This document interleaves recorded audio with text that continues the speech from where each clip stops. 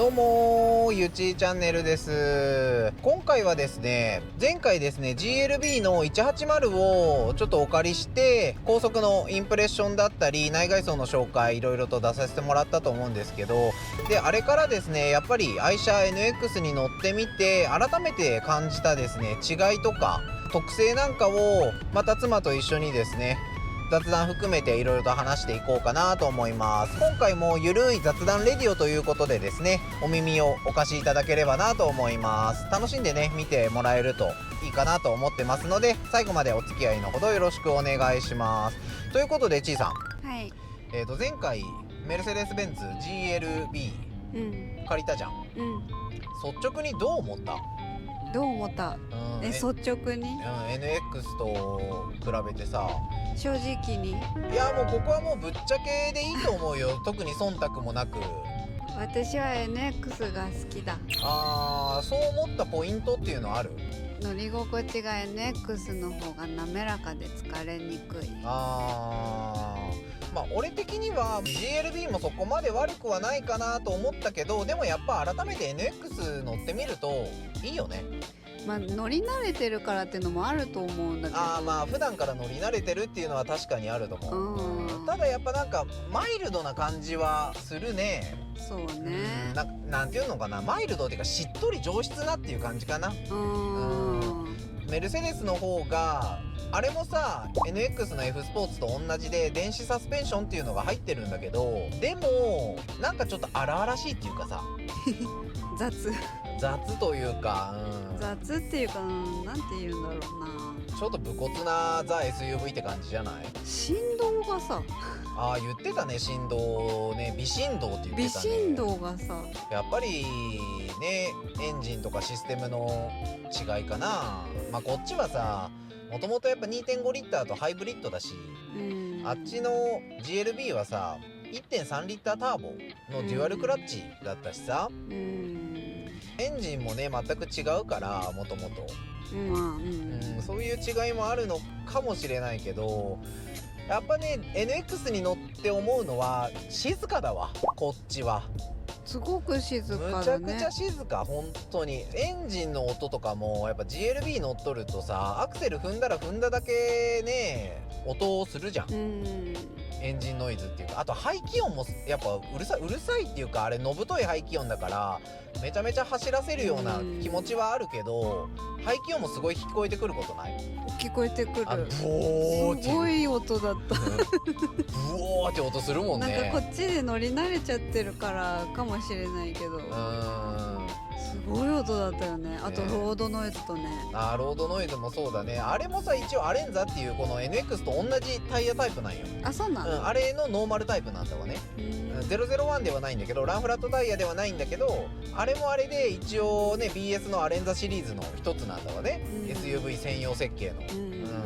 なんだけどなんかやっぱりねロードノイズもあったね。まあ通常ガラスだったしね。 NX はさフロントはフェアガラス仕様になってるからね、アコースティックガラスになってるから、遮音ガラス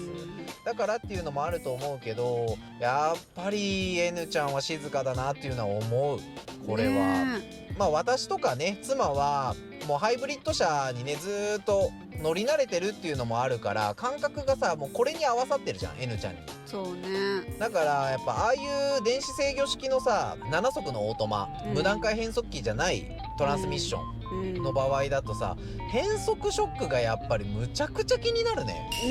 あれ本当にやっぱりさ普段からこのね無段階変速機の N ちゃんに乗っとるからなんかよりすごくわかる。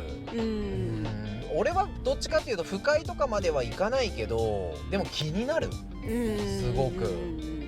だからああいうのが苦手な人とかはどうしてもノッキングチックになるっていうかさ、こう体が前後に揺すられるっていうかさ、敏感な人は多分ね酔っちゃうね。嫌な人もおるかもしれんね、ああいうのがね。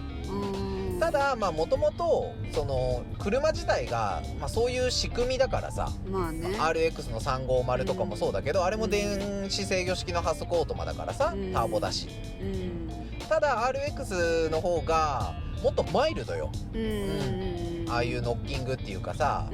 変速ショックもともと走るタイプの仕様だからしょうがないと思うけど、まあ運転は確かに楽しいわしとって、運転しとるドライバーとしては、なんかこうグイグイ行くし、やっぱ低速からトルクフルな感じがあるからね、踏んだら踏んだだけトルクがこうぐんぐん湧き上がってくるような感覚があるから、運転しとってすごい楽しいと思う。だからあれ7人乗りの一応武骨な SUV じゃんね、だからファミリーとしても使えるし、一人で運転してても楽しいっていうかさ、そういうのはあるとは思うんだけど、普段から N ちゃん乗り慣れてると俺は気になるね、あの変速ショックが。変速ショックがある車乗れないね。ああ、もうやっぱハイブリッド一択だよね、本当にそうなってきちゃうよね。だんだんね。価格に関しても今回 GLB 見積もりもらってきたんですが、トータルが GLB の180フルオプションでだいたいね890万ぐらいだったね。なんで890万、多少値引きとか含めても850万ぐらいの乗り出しになるのかなと思うので、そうなってくるとさ、価格帯がさ RX の350とか、RX の 350H ハイブリッドとか、そういう価格帯になってくると思うよ。 NX の F スポーツのフルオプにプラス100万ぐらいって考えるとさ、どう？いらない出ちゃった、言っちゃったね。いや確かに唯一褒められるのは内装の質感。そうね、メルセデスの内装はやっぱりギラついとっていいよね。高級感は確かにあるなって思う。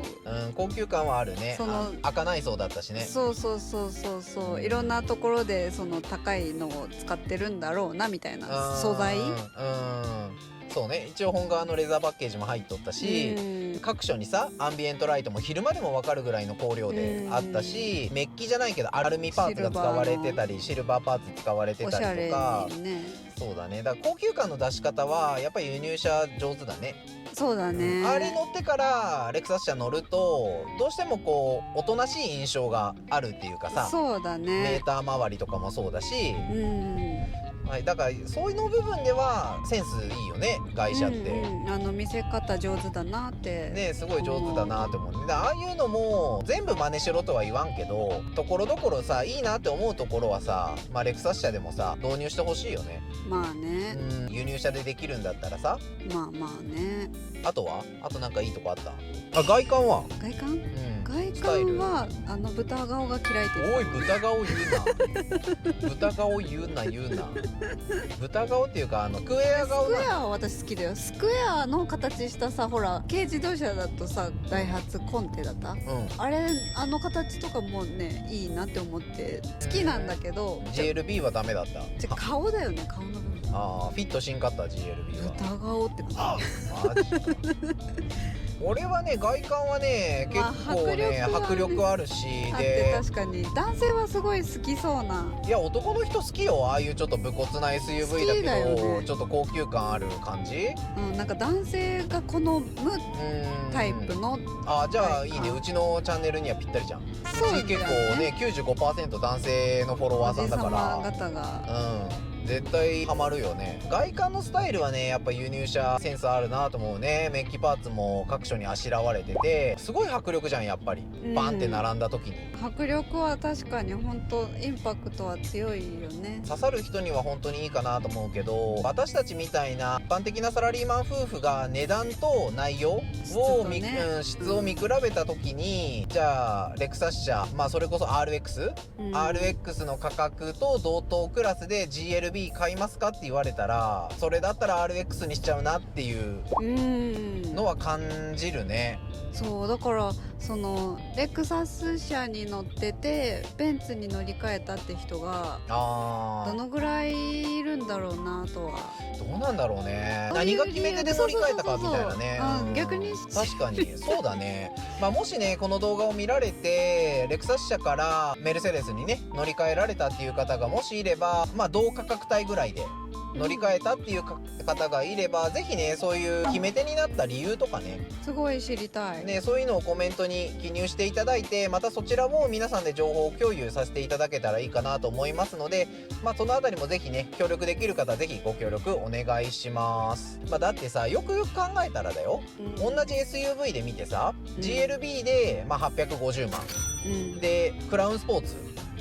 フルオプでね乗ったとしても630-40万、価格差200万あるんよ。お手頃であの装備では本当に強いよね、強いと思うよ。200万円安くって乗り味もいいしね、タイヤも21インチ入ってるしね。で、何がいいってさ、やっぱりトヨタレクサスのさ安全装備よ。本当にすごいと思ったねえ、だから今回だからメルセデス乗って予防安全装備日本車抜群に抜け取るなって思うね。ねえ、でやっぱ何がね抜け取るかっていうと、トヨタレクサスには神装備っていうかさ、プロアクティブドライビングアシスト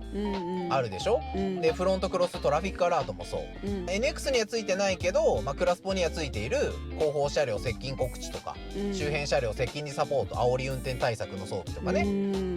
そういうのもやっぱむちゃくちゃ便利だなっていうのは思った。メルセデスにはついてないから、ある程度50キロ60キロまで加速して、でも前車がブレーキ踏んで止まってますってなったら、もうすぐにブレーキの方に足を持ってかなきゃいけないけど、PDA がついてる車両であればずーっとアクセルに足をね軽く乗っけたまま車両が自動で減速してくれるから、すごいいいよね。ワンペダル走行がそこで可能になるっていうのはすごくメリットでかいなって思った。疲労感が少ないね。それはすごい思った。であとクルーズ中のさレーントレーシングアシストもそうだけど、トヨタレクサス車だったらさ、しっかり線の中心走ってくれるけどね、してくれるからね。メルセデスではさ、やっぱりこう右往左往とまではいかないけど微修正を繰り返してるよね。なんか線だけ見てるんですかねえ、そういう感覚はやっぱあるよね。なんか線だけ見て線に寄ったからこっち修正で、また線だけ見て線に寄ったからこっち修正。そうだね、なんかそういう感覚があるから、そう思うとちゃんと道把握してるもんね。そうね、すごいその辺はさ、ミリ波レーダーとカメラの性能すごいよね、あとシステムの性能だろうね。なんかその辺がやっぱすごく上手だなと思うんで、地味にさありがたいなと思ったのが、この ITS コネクトっていうさ、信号の待ち時間教えてくれたり、緊急車両来た時にどっちの方向から何メートル先から来てますよっていうのもさ教えてくれるじゃん。前の車行ったよもんね。そうだね、先行車発進告知だってあるしね。でも、今回ね乗ったメルセデスはね、信号変わりましたよの告知もないし、先行車が出たら先行車出ましたよってピーンってね教えてくれるって、そういうちょっとかゆいところに手が届くみたいな、そういった機能のアシストがなかったから、そういうのもやっぱ不満としてあるね、差としてあるなと思った。私がね最もねちょっと嫌だなと思ったのが、私ね根っからのほんと暑がりなんでエアコンをガンガンに冷やすタイプなんですけど、NX はさ23度24度でさ、オートにしておけばさ、むしろ寒いぐらいに冷えるじゃん。そう、もう今寒いでしょう、ごめんね。なんだけどさ、メルセデスなんてさ、あれ温度さ16度とかに設定しててもさ全然冷えんかったやん。ベンチレーションがついてないっていうのもあるかもしれんけど、ベンチレーションついてないってだけでこんなに違うんだなって、本革シートでね改めて暑かったしね、その時ねまだ35度ぐらいあったもんね、日中。暑かった。やっぱ背中とかお尻ちょっと汗ばんでくるもんね。蒸れるっていうかさ、だからすごいその辺大きいなと思った。今回乗ったメルセデス GLB、 あれマイルドハイブリッドついててさ、アイドリングストップ機能ついてたじゃん。信号待ちで止まるたんびにさエンジンが止まるじゃん。でその都度送風に切り替わるじゃんね。であれもちょっと鬱陶しいし、毎回それ切らないかんっていうのも鬱陶しいし、アイドリングストップをね。でそれプラスさ、外がさガン暑いからさナイキ導入にしたいじゃん。でこっちでボタンでさナイキ導入に変えたにもかかわらずさ、なんか30分後とかさ1時間後に見てみるとさ、一定の時間経つとね、なんか暑いなと思ったらさ、なんか外気導入になっとるやん。嘘やんと思って、いやナイキ導入にしたばっかなのになんで外気になってんのこれみたいな。不思議、あれどういうねシステムなんだろうね。どういう理屈でああいう風に自動で切り替わっちゃうのかさ、わかんないよね。うちらもさメルセデスの最新車両ってそんなね何回も乗るような機会ないからさ、使い方が分かってないっていうのもあるけど、なんか設定で変えられるのかもしれないけどね。そうやね、分からんけどさ、まあでもさ、仮にそういう設定があったとしてもさ、もうちょっと分かりやすい情報でさしてほしいよね。なんかさ、このタッチトレーサー、ハンドルのタッチパネルのやつ、パネルとかもさ、なんかこれ鬱陶しいななんかね慣れればいいのかもしれんけど、慣れるまでがちょっと大変なのかな。そうなんかね、なんていうのかな、日本車って左と右でこう分かれてるじゃん、2箇所、右側がクルーズコントロール関係、で左側が電話とかオーディオとか、そういう操作、だけどあれメルセデスの GLB って左上がナビ関係いじれます、左下のコマンダーで電話とかオーディオのコントロールします、で右上でメーター関係をいじくれます、右下でクルーズコントロール関係いじくれますみたいな。なんかごっちゃごちゃじゃん。そう、なんかねいろいろこう分かれてるんよそのハンドルの上下でコマンドで。だからね結構ややこやしいっていうか、慣れるまで使い勝手がねやっぱ悪いっていうのかな、特に日本車をずっと乗ってきた人に関しては。1回の操作でもう分かるじゃんか、レクサスは。まあでもこのタッチトレーサーも俺初め戸惑ったけどね。あ、そっか、じゃあ関係ない。そう関係ない。このなんか触れた時のこの感じとかページとかね。ああ、そっか。まあでもこのタッチトレーサーもさ賛否両論あるけど、でもこれ自分でコマンドも設定できるからね。それないの？メルセデスはないんよ、そういうのが。設定できない。あれ物理スイッチとして用意されてるから。そうなんだ。そうなんかまあそういう違いはあるよね。ただ俺あれはいいなと思った、ギアチェンジがウインカー、日本車でいう右側のウインカーのところにねシフトレバーがついてるんか、下に倒すとドライブ、上に上げるとバック、あれ結構便利だなと思った。ここじゃ、この左下じゃなくてね。そう日本車ってねこのセンターコンソール周りにさそういうのが集約されてるじゃん。そうよね。でもさ、昔のさ車ってさこういう感じ。コラムシフトのやつね昔のエスティマとかさ K とかでもあったけどああいうコラムシフトみたいな感じで、でもコラムシフトよりも扱いやすいよ。ガチャガチャガチャンってなってる上に上げるか下に下げるかだけやで。そっか。だってあれはね個人的に結構好きだなとは思った、輸入車だからねウインカーが左側にあるのは当たり前だし、まああの辺はさやっていくうちになれるとは思うけど、その内容と価格をどう見るかよ。ないよね。ね、1.3 リッターもしくは2リッターディーゼル買うんだったら RX 買った方がいいんじゃないかなって思っちゃうよね。 2.5 リッターターボか。レクサスがいいってなるねってなっちゃうかもしれんね。まあ後席にももちろんベンチレーションつけれたりするしね、シートヒーターとかね。であとリセールも RX の方がいいだろうしねきっと。まあそんな感じかな、ぶっちゃけた話ね実際2日間ぐらい乗ったじゃんまるっと。なんかね疲れちゃったよ、乗り慣れてないからね。そうね、あとシートが硬い。